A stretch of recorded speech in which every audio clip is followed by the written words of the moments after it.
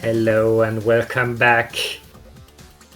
Recently, since the new patch, lots of teams have ups and downs, and lots of upsets have happened. So right now we are on top 8, and we're about to see Seed 18 versus Seed 23.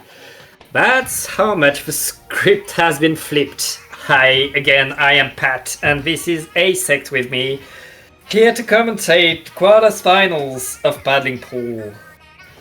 Asect, how you doing? I'm doing fantastic. Dude, Seed 18 beat Seed 2. That's a crazy upset. What is going on? This is really interesting. I'm hyped to see the set. We're going in on Zone Sturgeon. HP versus DeKay. I'm not super familiar with either of these teams. I don't know if they've been on Paddling Pool before, but I'm really excited to see what these teams can do. I mean, I usually commentate the top bracket, the top part of Paddling Pool, and I don't know these teams. They're not used to being quarterfinals. And it looks like they are both in the same boat of having spoiled someone else's dreams and here to push through theirs and get further. So one of these teams is going to go to semifinals, and we'll see which one. I see an Octobrush. Love to see an Octobrush. Wow. A Squeezer on the side of HP. Yeah. These are some really interesting comps. I think HP's comp is actually really interesting. I think the Tetra and Zap is a really fun combo. DK's comp, we don't see Octobrush very often. I think that's really interesting. The Octobrush and the Wiper feel like they can get a lot of work done. But yeah, HP is going to go 2 down kind of off the bat. But ooh, the splash getting that pick. Oh, going for those fights, having a really good get-on aim there. Really fantastic fight there. And here comes the Trizuka trying to swing things back in the other direction, but it doesn't quite work out. That is going to be HP on a delayed wipe. Yeah, if the Squeezer on the side of HP managed to snag the zone, but they were alone in a 1v3 after that, and that didn't go well for HP. That means DeKay right now with the control of the map, and that control is so good. Here on Sturgeon Shipyard, HP is looking to get in, and that the Tetras can always do that getting, but DeKay doesn't care. They are keeping control of the zone and keeping things their way right now. Oh, spoke too soon. Yeah, that is going to be the zone flip, which is kind of a breath of relief for HP because I was getting dangerously close to a KO there. And there are just going to be a lot of fights going on here. Tactical coming out from the Zap. We should see some really aggressive play from HP here, trying to stop DK from being able to push in. But ooh, Wiper hitting that shot, really good there. Trying to push into the zone, going down. And that is actually going to be really bad for DK. Going 1 down when you don't have control of the zone and aren't even close is really bad. But there is that Octobrush on the flank, trying to get the zone here. Will they be able to cap it though? Yeah. They're going to be able to neutralize it here. And that is going to be the cap on the zone. The flank from the Octobrush actually kind of clutching things out for DK. Yeah, the lead was taken by HP though, so... And the penalty has been applied, but HP is still back in control of that flank. Just delay things a bit right now. HP with 2 players down, and that's going to allow DeKay to do a lot. Yeah, them being in control of the zone is pretty huge here. Reefslab trying to clutch something out, and that is going to be the zone flip for HP, and DK going 3 down. Just the Octobrush left. HP should really try to push ahead of the zone here. But they are aware of that Octobrush, and they do get that pick, which is going to be pretty huge for them. That Octobrush seems to be the thing that DK is relying on to cause chaos for them to get back into the zone. And we're just seeing fights happening left and right here. Yeah, there is so much aggressivity. HP is so far in right now with the Squeezer, with everything they have. And like DeKay looking just to get near the zone, not managing to do so. That Crab Tank is going to delay things even more, enable so much more aggressivity by the Tetras. They don't even need to, they just need to paint the zone right now. That's what you need to do. And that's going to be game for HP. very dominant game. I think once they managed to get control of the zone, they were just. It took a little bit of. It took a couple tries for them to actually get that lockout, but once they were able to actually put themselves in front of the zone, they had a very easy time locking them out. Mm-hmm. Yeah. And HP right now, I mean, they struggled a bit at first. They had like to find a way to get in, and DeKay was having the control at first. They were in full control of the map. They brought the zone pretty far, but HP, once they were in front of the zone, things were just going their way perfectly how they wanted, and DeKay didn't have anything really to push in to get past that defense that HP was showing.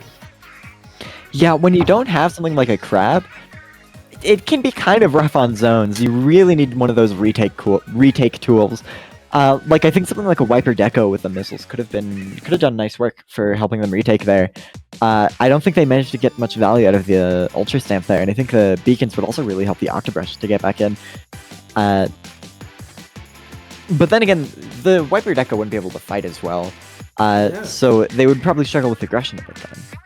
I think like DeKay needs a way to get in, not like a way to maintain where they are. Like they managed to go to half of the points. Like they were like 40 points away from victory.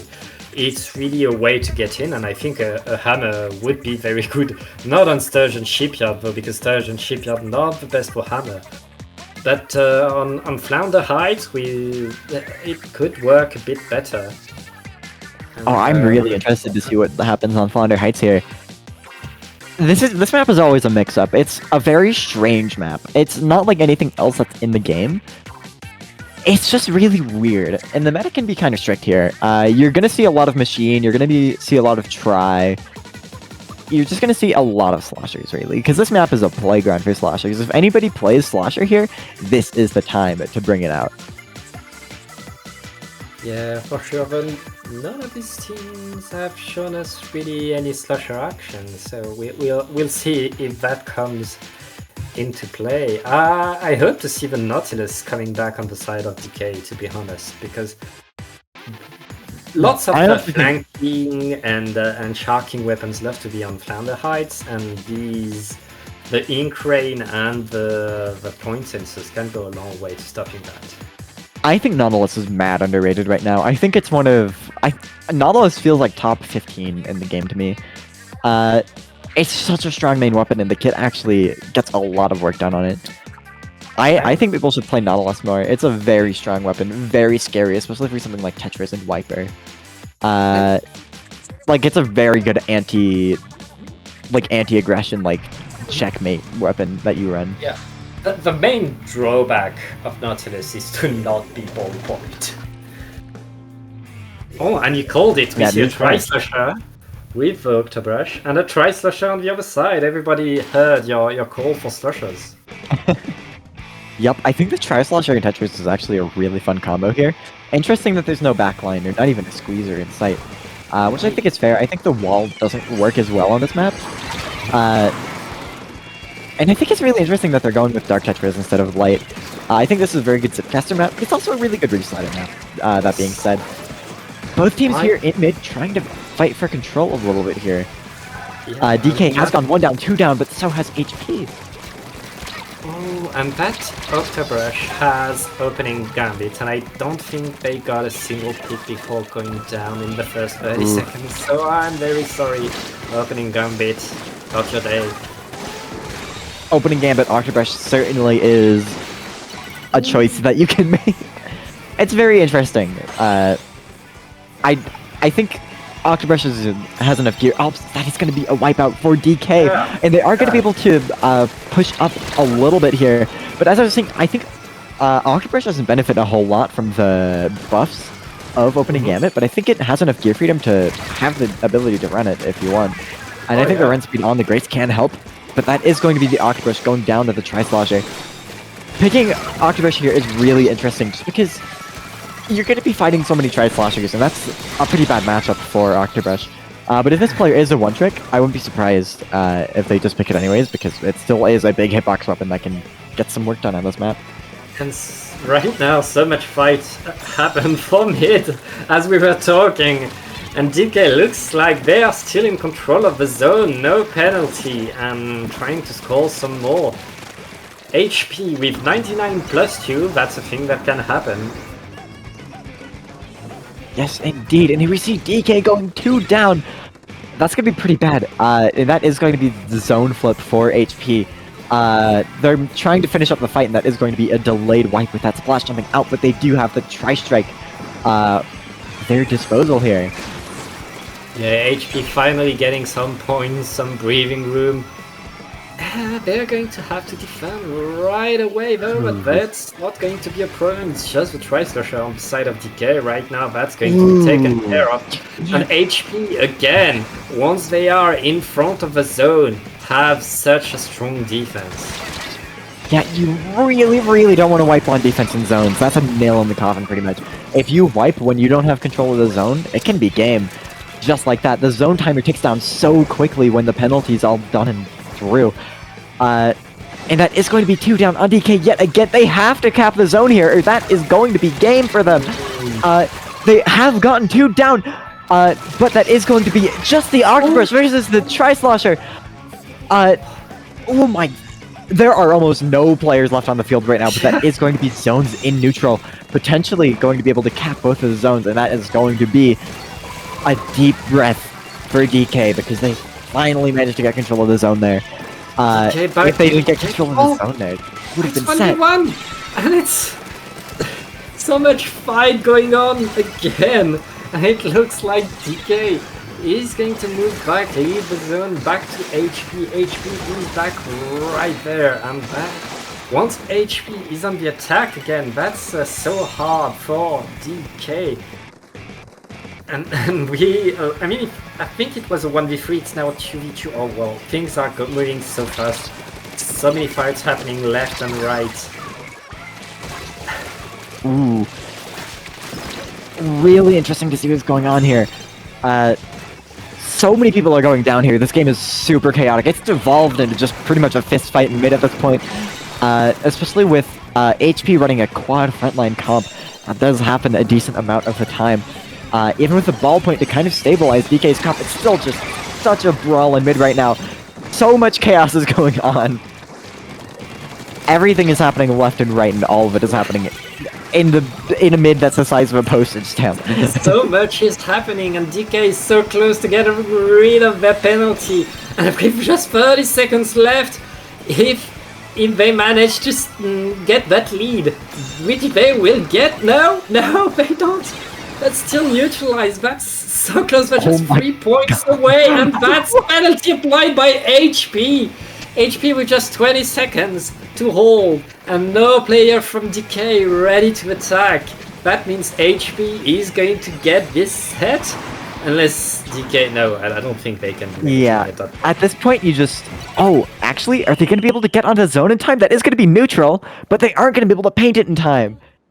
But really, when you're in that situation where there's 20 seconds left, you just gotta throw yourself at the enemy, because if you force a trade, that's gonna stall for enough time to where they're not gonna be able to respawn until the game ends. But that is going to be a 2-0 for HP, I believe.